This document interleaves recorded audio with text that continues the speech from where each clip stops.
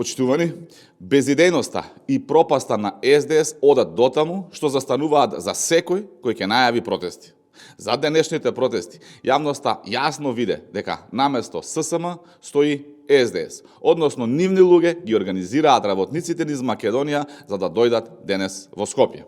Колку за илустрација, во Тетово, како и од тој регион, работниците ги организираше истакнатиот член на СДС Мирослав Павловски. Работниците од Струмица и околината ги организираше Бранко Ѓорѓиев. Тој е поранешен раководител во струмичкото јавно предпријатие Комуналец во време на СДС. Оливер Трајковски, кој води штаб на СДС во Куманово и е вработен во тамошното јавно предпријатие Чистота и зеленило, ги организира работниците од Куманово и Кумановско. И сите овие, како и други од СДС кои се во организацијата на денешниот протест, наместо да ја зајакнуваат партијата која се движи кон пропаст, да не кажеме исчезнување, тие решиле да си организираат протести на ССМ. Барањата на работниците се едно и работниците имаат право да бараат остварување на истите.